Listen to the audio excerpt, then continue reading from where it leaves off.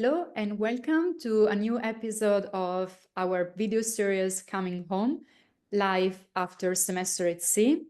My name is Viviana Premazzi. I was Intercultural Communications Specialist for Voyage 134. Together with me, there is Emma DeCaro, ASL Interpreter. And today we have a very special guest from our faculty community. Was like a close colleague of mine, friend. We share, I had the privilege to share the stage for the Global Studies course, and also together with Emma and Eli that facilitate this challenging but also rewarding course that we did. And maybe David, later you will want to add something on that, or maybe not. Welcome, David. It's a pleasure to have you here. Thanks for having me, Vivian. It's nice to see you. It's nice to see Emma. And it's so great that you're continuing to connect to all of us from the Voyage. Thank you for doing that. Thank you. So the first question, and I know this is also something that it will be probably funny for many of our community, many people of our community of Voyage 134, but can you introduce yourself, David? Sure. My name is David Shirk. I'm a professor of political science and international relations at the University of San Diego. And I also served as the port country discovery instructor for the global studies class on Voyage 134.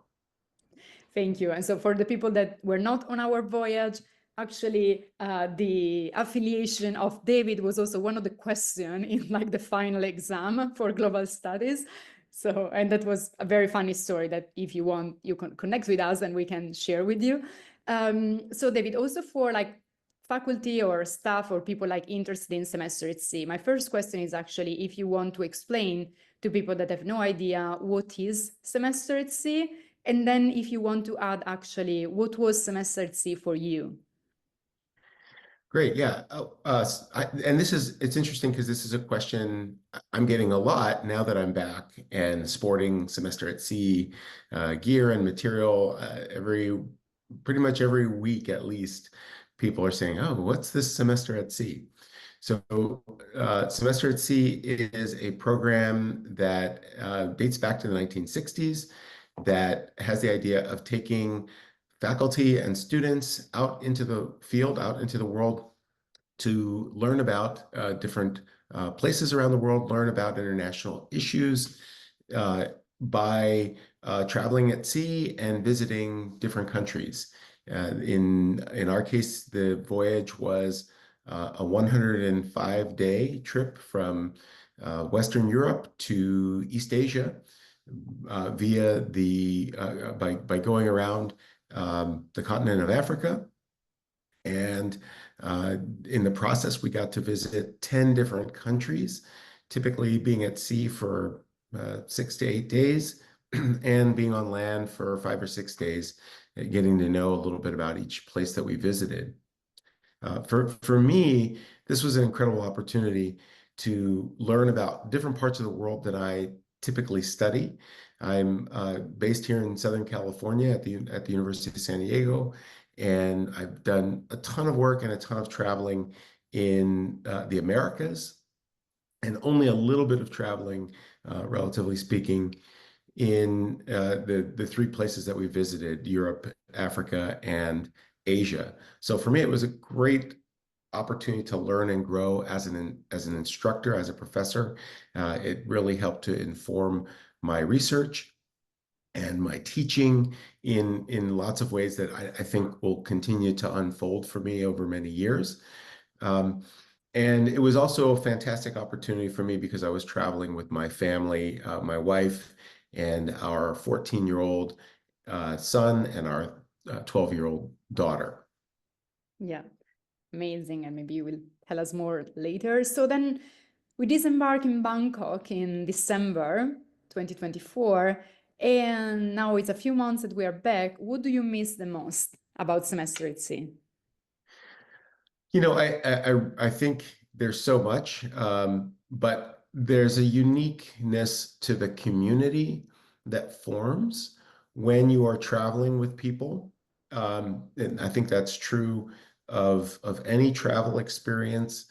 I've traveled alone a lot in my professional work. And it's really nice because you don't have to argue with anybody over where you're going to go out to eat at a restaurant. But really, the whole point of going, at least for me, of going through life is to have experiences that we share. And going on a voyage with 400 students, 400 plus students, and 30 plus faculty and staff, you really have an opportunity to do amazing things that you get to share with other people in a very intense way. And so I think that it's really the community that you have on board that I think the places that we go are fantastic. The things that we do are incredible, but they would be pretty meaningless if we did them alone and had nobody to share them with. So I think that the sense of community and the deliberateness with which we were able to form that community and get to know one another, I think was really the special ingredient on Semester at Sea for our voyage, at least. Thank you. And that's beautiful. And it's really a key word that we are kind of hearing, like this idea of the community. Like it's not about the places, it's about the people, or it's about the places because you actually you travel and you share with the people these experiences. So tell us now on the other side, one or more of your favorite memories. Oh gosh, there are so many. I think for me, two. I'll name two in the sense that on the one side, there's the time I spent with all of our voyagers and shared with colleagues, and I think in that sense, it was just countless conversations with students, mainly outside of class, right? I mean, most faculty spend most of their time as faculty in the classroom. The time we spend with students for the most part is in the classroom. But it was really the conversations that I got to have with students outside of class. And right now in my head, I'm imagining or remembering dozens of conversations that I had with individual students or small groups of students that were incredibly meaningful from us. It was students that were from lots of different places, lots of different geographically, lots of different places, and also lots of different kind of places in their lives that were getting to have this experience. So that was on the one hand. And on the other hand, it was just an incredible, I think probably my favorite experience personally was watching my kids on stage as the ship kids got together and performed their plays and activities, and they had this incredible support from the SAS student community. So no, it was just a very special thing to be able to interact with so many students. Of course, I had my favorite students, but they know who they are. Absolutely. And oh, that's beautiful. And I think is also make us think about like the beauty of, for example, like all the performances of the ship kids. And that was really amazing. It was really something so special in our voyage. So then we came back. And also one of the reasons we are doing this is that we know students, but also like faculty, there have been struggles. Like some people struggles more, some other less. Some were struggles and challenges were expected, other they were not expected. How was for you coming back? And if there is any challenge or any struggle that you feel to share? I think that there are the sort of material struggles, the struggle to deal with the jet lag, the struggle to deal with kind of getting reoriented and organized in the way that you were before. Jumping into the middle of an academic year and suddenly having to go to class on the land, having to go to meetings in the case of faculty um, those are sort of one level of struggle.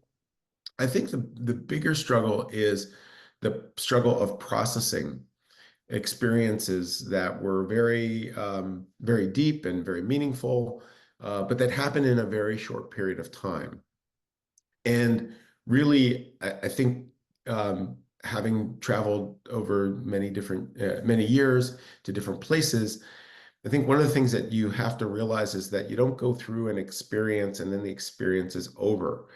You go through an experience, and then that experience becomes part of you and something that you continue to process and draw from over the course of your life. And so I think maybe, especially if for students for whom it's one of their first big impactful life experiences, there may be a certain melancholy or remorse because, oh, I went through this experience and it's over, and now I'm back in my real life and it's not as cool or not as great as what I experienced there. But in reality, you're kind of reliving the experience, and it's become a part of you in ways that are going to last for years and probably the rest of your life. And it's a foundation for other experiences that you're going to have. You're very likely going to say, hey, I'd like to travel again. This is not going to be the last time you travel, almost certainly.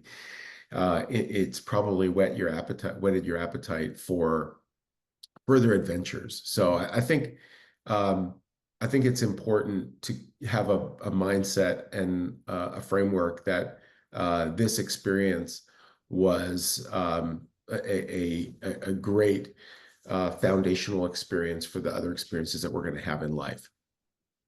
Yeah, thank you. And I think that's very beautiful and insightful. And it's interesting because, as you rightly said, it was an incredible experience in a very short time. While sometimes people think, oh, but 4 months is a lot. And also we are discussing this with students, like it seems like a long time, but actually it's not. But it can be like the experience that you live there. They can be so impactful because also like the size of the boat, like the community that we share, like the place and the travel that you do. And so, and it's a very short time. And then how, then you think you don't need that much time to process. But as you said, processing probably is just at the beginning, and then it's something you will keep doing, and it will come up and it will actually become a foundation of many of your next experiences, or it will set some basic for then like changing some of your life paths or continue on your life path that you have started with semester at sea. So thinking about some maybe strategies or resources to either like cope with the material challenges, but also with these kind of challenges of give yourself time, like process or understand, any suggestion that you want to share? Yeah, I mean, I'm still continuing to write about, and basically I'm still processing, and I'm still continuing to write about those experiences, still continuing to go back and learn about places that we visited. I think it's really important to, because so much of the experience was about community. I think it's really important to extend and expand that community. I've continued to meet with my colleagues that were on the voyage. I've seen a couple of students since the voyage, but have not yet had a chance to get together with all of the University of San Diego students that were on the voyage, though I intend to do that soon. So I think you just have to really, in an intentional way, focus on processing what your experiences have been. I'm sure that a lot of other faculty and students are still on WhatsApp chats. I don't think a day goes by when I don't hear from someone about our voyage, at least on WhatsApp. And so that's very reassuring and very helpful in that processing of the experience. I'm still going through tens of thousands of photos and videos that I collected, and piecing those together for next year's, or sorry, for future years. So I think it's really just understanding and accepting that this is a process of processing your experiences that will go on for many years. Yeah, thank you. Thank you so much, David, for everything that you share. And thank you for being part also of this. This is also the idea, like, of helping each other and feeling normal in this. Maybe need time to process, and it's fine. It will take time, and actually it will be beautiful, because again, you can do it in many ways, about the country, about the people, about how did you felt. So thank you so much. And thank you everyone for watching. Thank you, Emma, and we'll see you all for the next episode. Bye. Thanks so much.